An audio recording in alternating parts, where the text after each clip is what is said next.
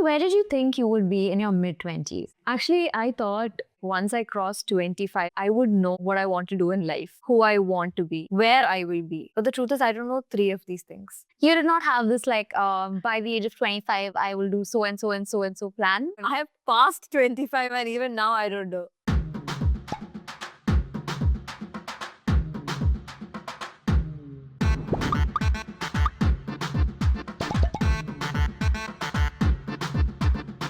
I'm Malvika, And I'm VP.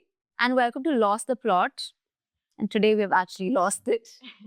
You know, when I was actually 18, or even before that, I had this entire 10-year route map for my life. I've heard a lot of people have this Yeah. 10-year plan. No, I'm not even joking when I'm talking about the 10-year plan. My 10-year plan was so sorted. Like, I thought that life would be so sorted by 25. Okay. So by 18, I would get into the university that I want to, which I actually did. Yeah. So up till 18, it was okay. And by 21, I would graduate, which again, I did. But then everything went downhill because I thought at 21 to 22, 23, I would have a normal 9 to 5 and I would go for a 1-year master's. By the time I'm 24, I will get out of the master's program. I'll start working for a year. And by 25, I will be married. This year, I'm turning 25. And by 27, 28, I'll have my first child. And 30, I will have my second child. This was my 10-year master. What a solid plan, ending with 2 children. Yeah. According to that plan, I should have done my master's, had a proper 9 to 5, and be married by this age. Found a husband. But look at me. I'm like, Same yapping. All 3 are missing.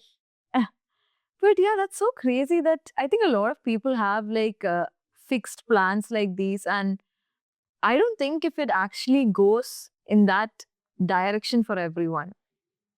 actually, that's so crazy because, you know, when I was 18, even earlier than that, I would look at like people in their mid-20s. I would think that their lives are so sorted. Like they have everything figured out. They're working, they're done with their studies, they're getting married. And even though I see people our age who are working, who are getting married, I know for a fact that they don't have everything figured out. They're also probably just as lost as we are, but in a different direction. Yeah, I think that's because when you look from outside, everything just looks so sorted for them. Yeah. But I think once you talk to someone who is sorted, like let's say their career, their love life, their family, when you look from outside, everything seems good and everything. And when you actually talk to them, you get to know that even they have the same issues. Exactly. I think for a lot of people who look at our lives, right, it might look like we're so sorted, like we're doing something that's really cool, and a lot of people might want to do something like this. Something fun, you're earning well, you're staying with your friends. Yeah, but it comes at a cost, and that is not something that we were prepared for. Yeah, the cost of feeling lost. Yeah, I feel like our generation is the first generation to do so many unconventional jobs or set out for unconventional career. Like, imagine actually 10 years back, someone coming and telling you that, hey, I make content for a living. What content? What content? What is content? What do you do? Make reels? What is a reel? Yeah, that would be very alien concept Yeah. to many people actually. Even right now is when people are slowly accepting it, I feel. But I think even when we started, it was, like very slowly put out there. But even then, all of our, like family, everyone would be like, what are you talking about? Like, there's no way you can make any money from this. Yeah, and I think even when we started out, right, I, at least for myself, I did not know that there is This is like, industry. we were just doing it Is for the the fun first- of it. Exactly. And we were doing it along with our studies. Or Yeah. whatever we were doing. There was no option of doing it without studies. Exactly. For me, even when I went like, I was doing in an okay way also, there was no option for me to like not do my master's. I had to do it. Because obviously that's like a backup and a stable job. And this is apparently very unstable. And But actually, which is kind of true. it is definitely Because true. as good as the money that comes in is, we also have this thing that we don't know what our lives are going to look like in the next 5 years. We are uncertain every aspect of our life. Every other day. Ends with it. Exactly. I think most of our conversations also have been about that, how Yeah. we feel so lost constantly and we're just constantly like, what are we doing? Yeah.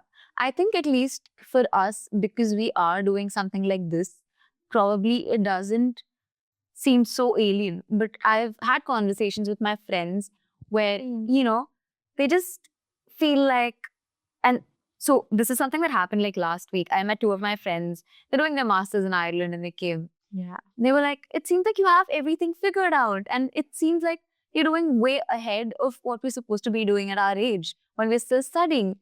And I'm like, no, I look at you and I see what I should have been doing and where I should have ideally been. Yeah. But now I feel lost. So I think it's all about perspective somewhere. It's all about how you look at it in a way that if you keep thinking the grass is greener on the other side, then there's Yeah. no point. Because you always have to have the mindset that the grass is green where I am. Yeah, that is very true. And I also feel like, you know, nowadays, especially when I open Instagram, the reels that pop up on my feed are just like 20, 21, 22-year-olds starting a business. They're all founders. They're making a lot of money and they're showing how much money they make and how settled they are or how at a very young age. and somewhere that puts in so much pressure on us to just have it all figured out in our 20s.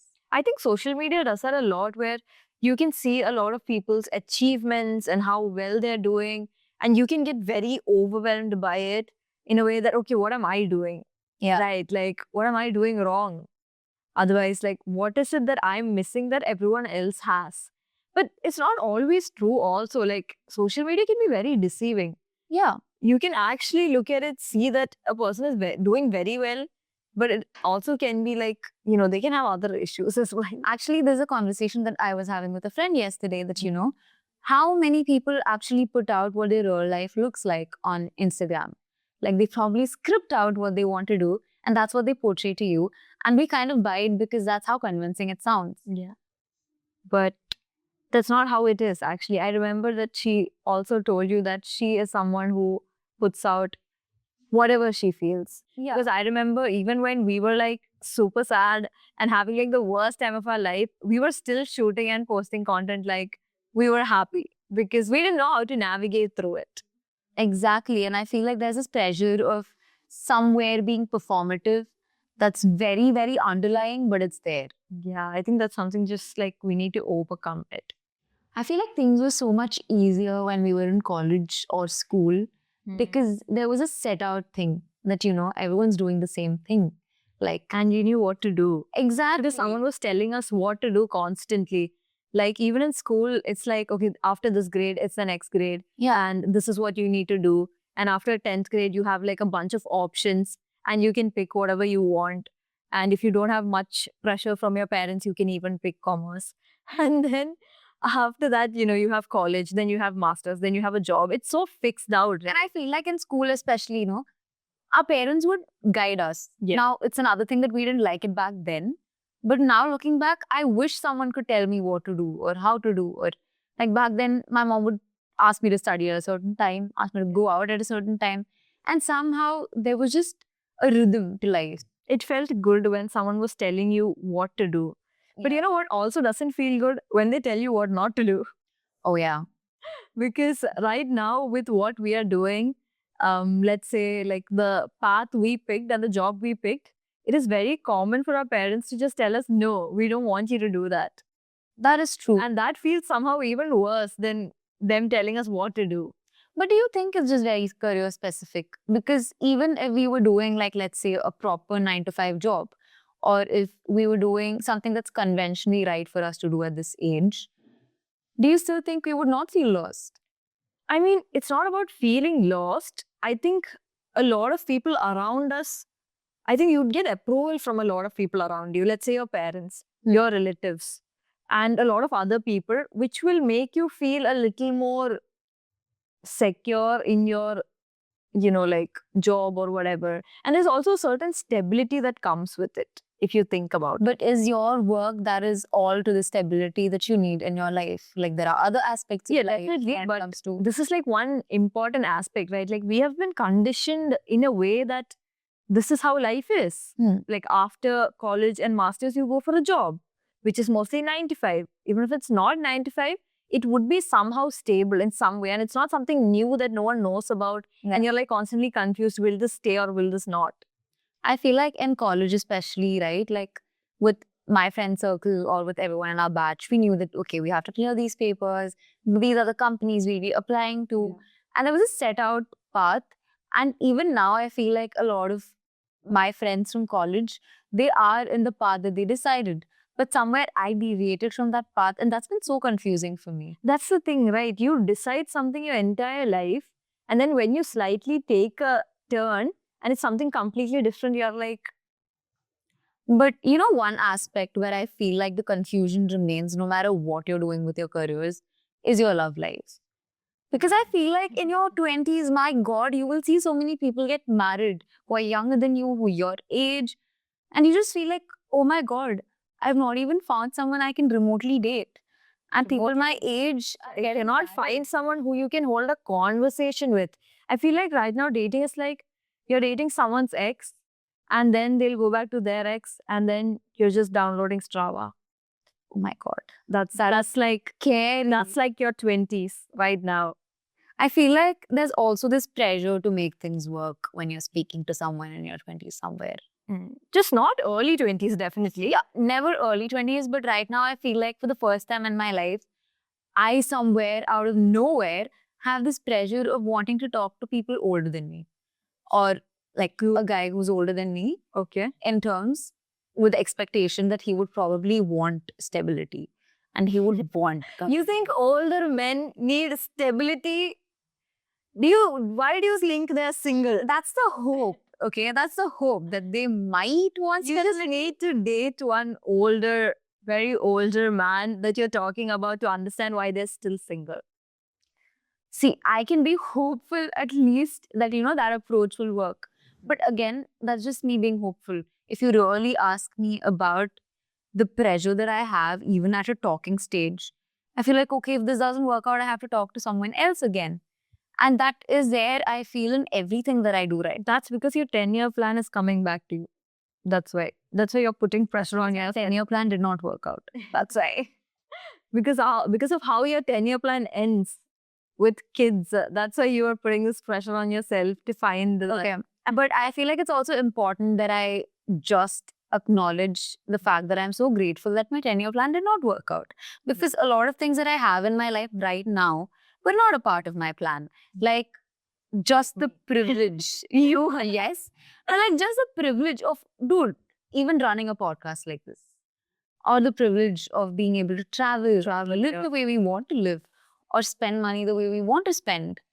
I don't think that was a part of the 10-year plan. I don't think that was an option because you just think you could even dream that big. This is not a conventional dream, right? Yeah. A conventional dream is my 10-year plan.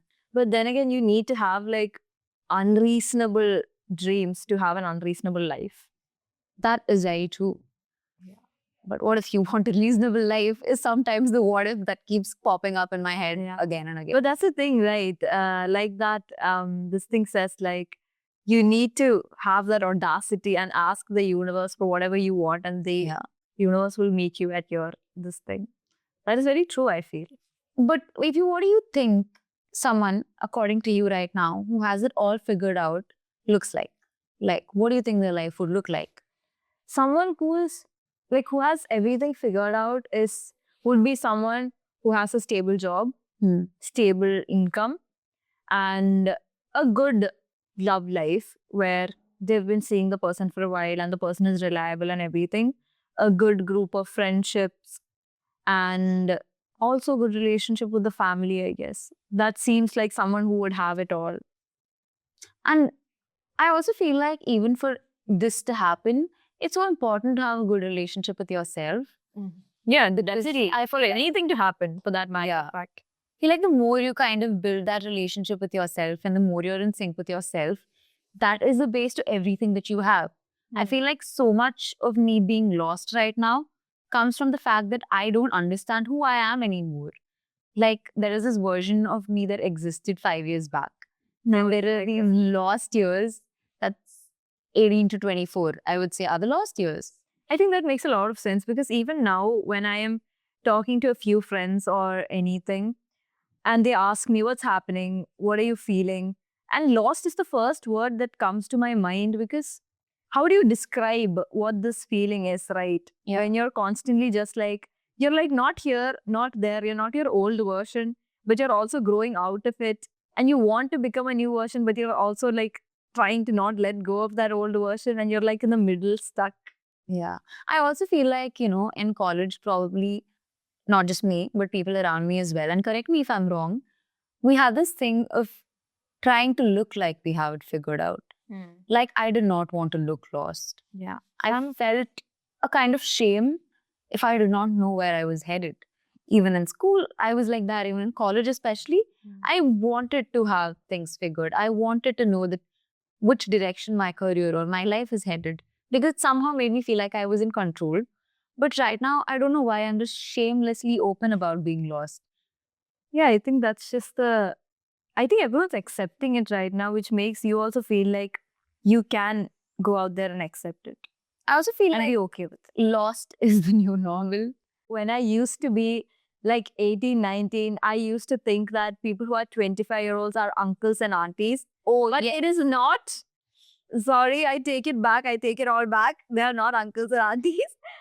Dude, I think it's just when you're 25 where you are like, you're just like starting to figure out life. Our neighbor's son just called me an auntie, and I was so offended. I was like, how dare you call me an auntie? Do I look like an auntie to you? Yeah, I hate when kids come Yeah. call me that. When I remember, I've also done it. So it's like, But yeah, there is this expectation of being old and a certain way. yeah, but that's how it is, right? Everyone thinks that you'll figure it out by a certain age, and that is how it's supposed to be. But I think it keeps changing. Like you might think that by like when you're young, you will think that okay, by this age, I will find my passion. This is what I've worked for. This is what I'm studying for. Like say in school, I did science, and I thought, okay, this is what I want to be. Even my parents were like, okay, this subject she's really good at. Let's send her for this, and this is what she's going to be. But once my board exams were over, I was so done with science, and I was like, okay, now I need to look at economics, and then I go and study economics, and then after that, I'm like, okay, economics is not for me. I get tired of it, and then I take a triple major with economics and psychology also, and then I like psychology, and then I'm moving into that, and just so many different these things where I'm also just figuring it out, like what is my passion, what do I like. And then my parents are also like, why is this girl not fixating? Like she's just jumping from one thing to another. But that's how it is, right? Like you cannot have, I think passion is something you will just keep on experimenting and finding out. Because then from psychology, I came to this so randomly. I feel like for me, growing up, and this is something that my parents still crib about. Growing up, I could never really keep up with one thing that I start with, like be it dance. Okay, they sent me for dance classes, and you should know I'm a terrible dancer. Like you know that. For the love of God, please do not ask me to dance unless I'm like a couple of drinks down. Then I will do it for you, but I'll still suck. But they sent me for dance classes, and I couldn't go through with it because the teacher was horrible. She like threw a stick on my leg. Dude, I don't understand this thing with dance classes where they throw it at you. I was like, I'm not gonna go ahead with this. I don't care if I'm not a dancer. They sent me to learn music, and the teacher herself just said that your child is not meant for this. So like, don't waste your money and time. This is not gonna work out. So again, that didn't work out.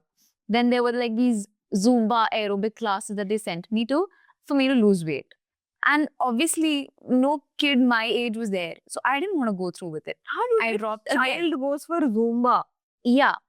And then they sent me for swimming. But then I have a very traumatic story with swimming where once I learned how to swim with a horrible swimming instructor, he then pushed me to teach me how to dive. And then I actually drowned. Then I didn't want to go through with it again. So again, that I dropped again. So for some reason, there's this thing with my family that they think that I never go through with what I want. Like with studies, even though I was exceptionally good in school, I thought for the longest time I wanted to do law. But then that didn't work out. I was doing like CLAT coaching and stuff. But then I'm like, no, this is not something I want to do. I don't want to drop a year for CLAT. Why didn't you want to do it? Because I was again very fixated on wanting to do law from the most premium universities.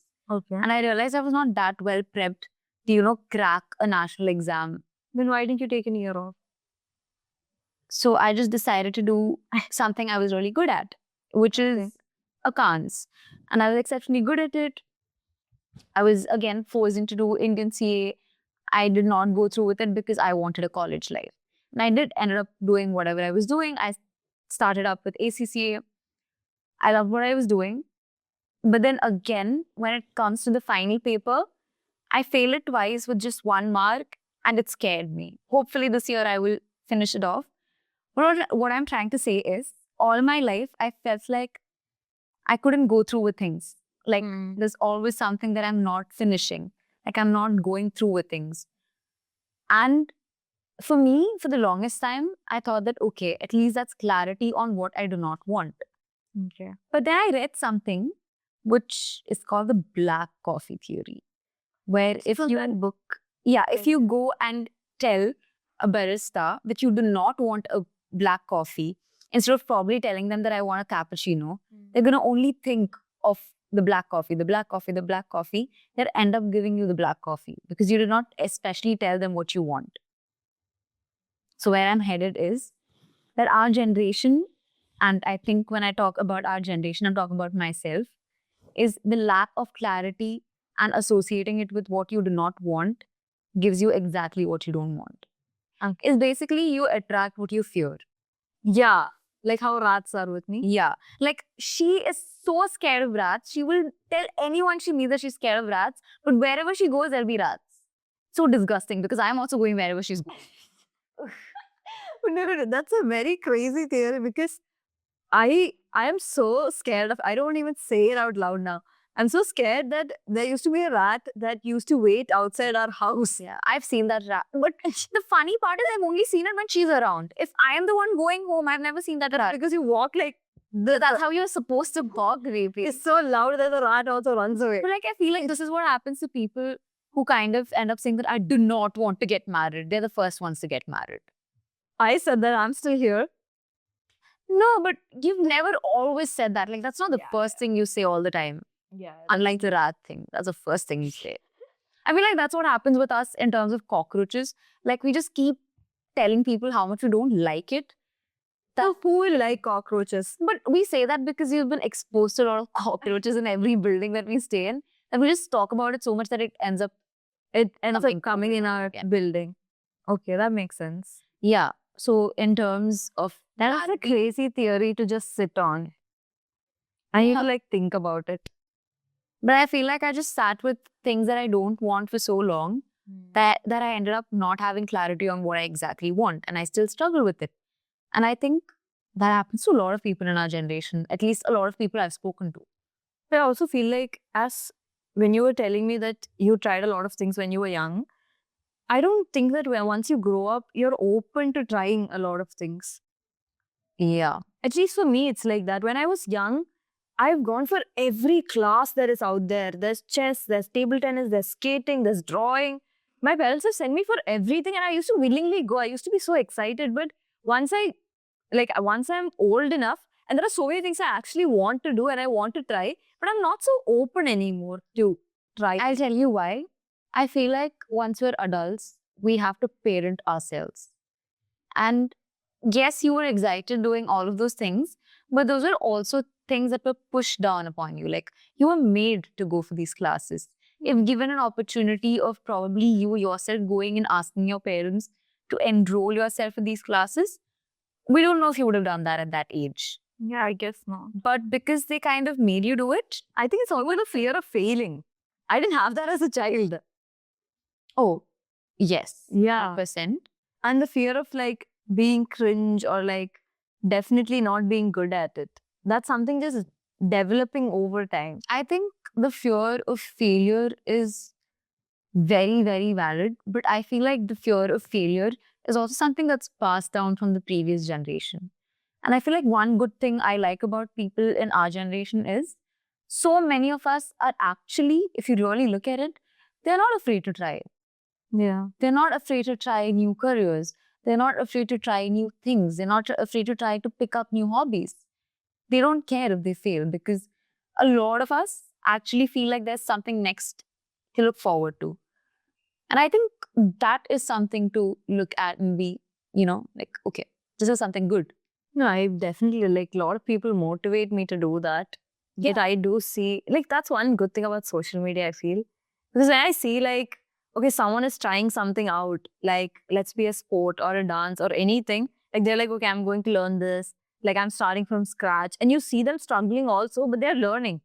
They're like learning, and that makes me so, like, motivated. Yeah. to And I try. feel like as much as you feel like you're not trying out a lot of things, right? As much as I have known you, I feel like you're just very selective of what you want to try. Like when it comes to trying out different fitness stuff, like you went for animal flow, you want to go for Pilates. So the things that you want to try are actually things that you enjoy doing. So that's how we get picky as adults. Yeah, maybe, yeah, that's true. Like I would definitely go for like art exhibitions and like, art installations or like art workshops because I like doing it. But if you take me for a dance class like you did, like my parents did when I was a kid, I don't want to do it because I don't like it, because I'm not good at it. But that's the thing, you can be good at it. That's my point. Like, there's so many things that I'm bad at, which I really want to be good at. And I'm like very struggling to go and learn it because of the fear of failure. That Is my point.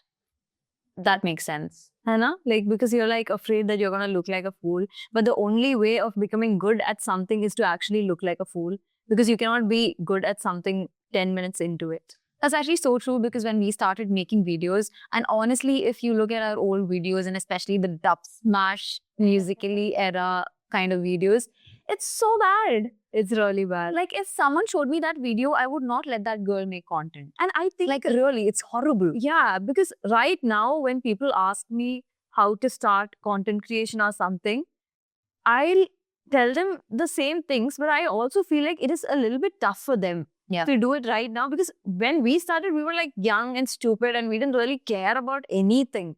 But right now, if you had to start, don't you think it would actually be a little bit tough? Yeah. And I feel like one thing about being in your 20s, at least for me, and I don't want to speak for everyone because I don't know where, you tell me how you look at things. Okay. But one thing is, when I was in college and when I was making content, I was called out as someone who's cringe. And what the fuck is she doing and all of that by my classmates. And I really didn't care. I was like, fuck you, I will do whatever I want to do. But right now, when I hear a lot of people say things about my content, I kind of take it to heart. Like, It's the same. I'm a little So, affected that's the when thing I I'm hear things saying. right now. I think we used to be very resilient, and right now it's just like a little bit like, how much ever we do say that, you know what, don't give a fuck about what people think. Yeah. Somewhere we give a little fuck. I think we are kind of good at masking the fact that we don't give a fuck, but we actually do give a lot of Like aspirational place to reach. That not care about anything and anyone. But as much as we aspire to reach a place where we really don't give a fuck about what other people say, I think it's good that we give a fuck, because that is what leads to self-reflection and actually sitting and putting in an effort to understand what you want, what you want to give a fuck about, where you want things to go, and what you want for yourself. And that is so important. And that's the only thing that will get us out of this way, out of this feeling lost. Yeah, I think so. Yeah, I agree. So do you want to go for our next segment, Rufus Out? Yes. So I think this is a very old movie. Yeah. And I think we still remember it so much because of the impact that the movie brought. And it's a movie by Manju Warrior. It was after her 15-year-long break that she did this exceptional movie. And it's called How Old Are You? And you can say what. Yeah. So this movie is about a middle-aged woman where she finally realizes that, she has dedicated so many years of her life to her family. But after a point, her kids, her husband, they've all moved on with their own individual lives. And she is just lost. She's extremely lost in her life because she is struggling to find her own identity and the time that she has just spent devoting to others. And then it's just a journey of genuinely finding herself. Yeah, I don't want to reveal more about the movie. I think you should definitely watch it. I think it's just a very, very beautiful movie. And it's so nice to see someone who, like at that age, finding themselves. Exactly. And if you're a Malayali 100%, I'm sure that you would have watched this movie because this is a very impactful movie. Yeah. And for anyone who hasn't, please go and watch this movie. It's called How Old Are You? Okay, so now we're coming to the end of our episode. And if you like the episode, then Like, share, and subscribe. and also follow us on our pages and Lost the Plot. So yeah, that's it. Bye, guys.